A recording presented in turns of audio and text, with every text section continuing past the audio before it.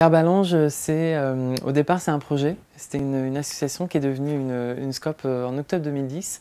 Donc on propose deux choses. On propose un service de location et d'entretien de couches textiles pour les parents. Et on propose également la vente de nos couches textiles qu'on fabrique en France dorénavant. En fait, clairement, Herbalange, c'est un peu le biclou de la couche. Le service, il se passe de deux manières. Donc, on a un service aux professionnels, pour les professionnels de la petite enfance, qui s'adresse là, pour le coup, directement à eux et qui concerne en particulier les crèches. Et ensuite, on a le service qui s'adresse aux particuliers. Et là, en l'occurrence, ça se passe en maternité. Et l'objectif, c'est de permettre aux parents de tester dès la naissance de l'enfant les couches textiles pour casser un peu les appréhensions, pour leur permettre de toucher aux produits, de pouvoir poser des questions. Donc une couche tout en trois, c'est une couche où la culotte, la laisse, donc la partie imperméable de la couche, et l'insert, la partie absorbable, sont distincts. Avantage, en quoi est-ce qu'elle est nouvelle cette couche? Alors l'avantage, c'est pour le lavage. Donc cela permet de ne laver que les inserts. Tant que la culotte est propre, on a juste à remettre des inserts propres. En plus, les inserts sont fins, ça permet un temps de séchage beaucoup plus court. Et la culotte est en coton, donc c'est également très facile à sécher. En couche jetable, de la naissance à la propreté, on va dépenser environ 1 500 à 2 000 euros donc sur 2 ans et demi.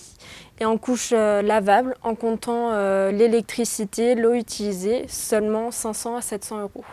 On agit sur tout un tas de choses, on va dire. D'abord, il y a la première perception, qui est quand même la perception de déchets, on va dire. C'est la plus évidente. C'est quelque chose que malgré tout, les professionnels comprennent très bien.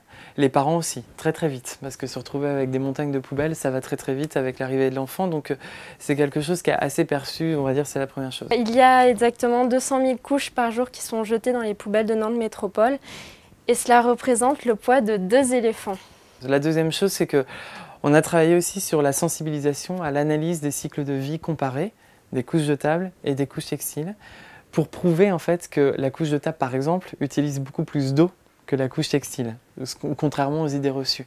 Donc tout ça, il y a aussi une grosse sensibilisation par rapport à ça, parce qu'on a beaucoup d'idées reçues en fait sur les usages.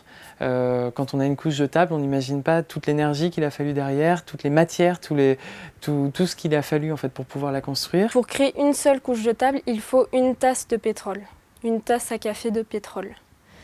Donc ça représente beaucoup de litres, surtout que quand on sait qu'il faut 5000 couches jetables pour un enfant de sa naissance à sa propreté, contre 25 couches lavables, si vous voulez une équivalence.